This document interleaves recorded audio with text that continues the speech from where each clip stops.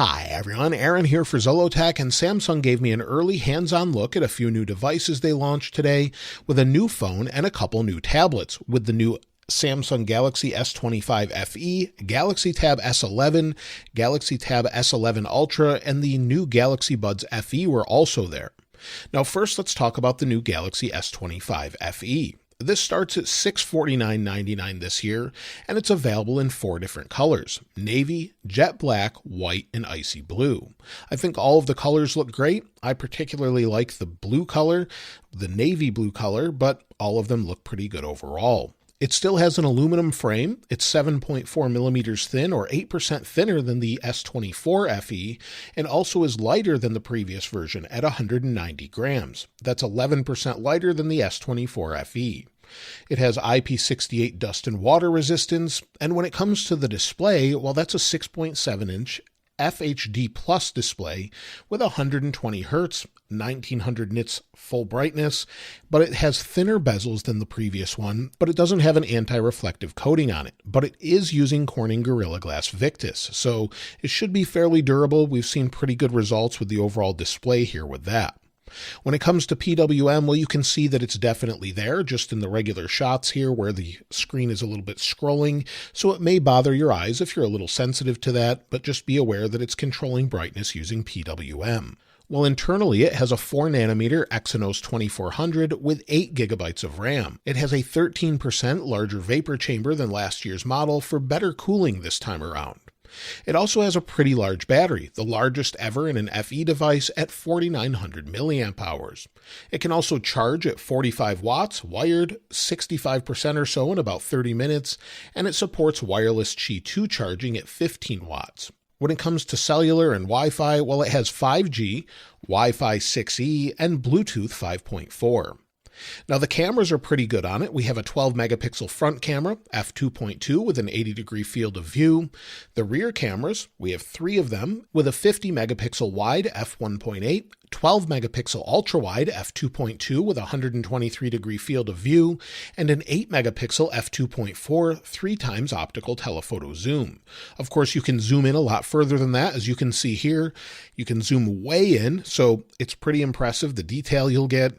Now, of course, it won't be as good as the S25 Ultra, but in general, this is pretty good, especially for a zoom camera on a less expensive device than their flagship device. When it comes to the software, while it has Android 16 and One UI, of course it supports things such as Gemini, it has generative editing, and also has audio eraser and more apps. So a pretty well-rounded device overall, and of course this seems like this is going to be a great device for those that don't want to spend as much as an Ultra, but want something with maybe a large battery in it as well. Now there were a couple tablets there as well. So we had the Galaxy Tab S11, which is an 11-inch tablet, and the Galaxy Tab S11 Ultra, which is a much larger tablet with a much larger display, coming in at 14.6 inches. It starts at $799.99 for the S11 tablet and $1199.99 on the S11 Ultra. You have 2 different color options, gray or silver, and it has a couple different options for RAM. So we have 12 gigabytes of RAM with the 256 or 512 options, and then you have a 1 terabyte option with 16 gigs of RAM, but that's only on the Galaxy Tab S11 Ultra. You can also expand this up to 2 terabytes with a micro SD card. When it comes to the design, well, it's pretty impressive. It's super thin, it's armor aluminum, and the Galaxy Tab S11 comes in at just 1.06 pounds, where the Galaxy Tab S11 Ultra comes in at 1.52 pounds.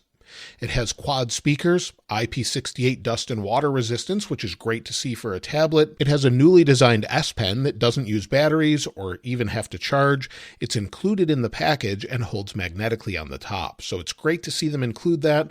Other manufacturers, you have to buy that separately. When it comes to the displays, well, the Galaxy Tab S11 is 11 inches at 2560 by 1600. The Galaxy Tab S11 Ultra has a 14.6-inch display at 2960 by 1848. Both of them are capable of 1600 nits peak brightness, and both feature 120 Hz displays. There's also a fingerprint sensor on display. Both of them do use PWM to control brightness. I'm not sure if this will bother your eyes or not. It seemed like it was at a pretty high rate, so hopefully it doesn't bother most people that are sensitive to it. Just in the short time I used it, it seemed to be fine though. Internally, we have a MediaTek Dimensity 9400 Plus, and then it supports Wi-Fi 6E on the Galaxy Tab S11 and Wi-Fi 7 on the Galaxy Tab S11 Ultra. When it comes to the battery, again on the Galaxy Tab S11, 8400 milliamp hours. The Galaxy Tab S11 Ultra has an 11,600 milliamp hour battery, and both have 45 watt fast charge capability. Of course, both of them have forward-facing cameras that are 12 megapixel ultra-wide cameras, but on the back of them it's slightly different, where the rear cameras on the Galaxy Tab S11, there's just one 13 megapixel camera, but on the Galaxy Tab S11 Ultra, there's a 13 megapixel and an 8 megapixel ultra-wide. We had a couple different accessories. So we had a book cover accessory, and it just folds out to act as a stand, but then is super thin overall. I think the most impressive thing was the book cover keyboard that's super thin. So incredibly thin even when closed, so you don't really have a bulky device you're carrying around, and it feels more like a tablet. So that looked really good. The keyboard seemed to be very nice, had nice throw to the keys, pretty decent overall. When it comes to the software, well, they both feature Android 16 with One UI 8. This year, we get an upgraded DeX mode that you can use right on the device here, just making it a little bit easier to use your tablet in a different way. We have the latest Galaxy AI features with Gemini Live and some other features that you can see that were demonstrated to me where you can just maybe use this in everyday life when you're typing, bringing in things such as images and more. Samsung also had the Galaxy Buds 3 FE there that are available in black and gray. They look very similar to other Galaxy Buds, but in general, very nice, fairly comfortable, and what you would expect from Galaxy Buds overall. So I think all three of these devices, or all three options here, are great. The S25 FE seems like a decent phone all around. I'll see if I can get my hands on one. If you want me to do a review, let me know about that in the comments below. And then the tablets, I haven't used Samsung Galaxy tablets much in the past, but let me know if you'd like me to try and review those. I think they're really nice, and I especially like the very large S11 Ultra tablet. Just its overall size is more what I would want in a tablet versus maybe a smaller 11-inch or 13-inch tablet. So again, let me know what you think of that in the comments below. And if you haven't subscribed already, please subscribe, and if you enjoyed the video, please give it a like. As always, thanks for watching. This is Aaron. I'll see you next time.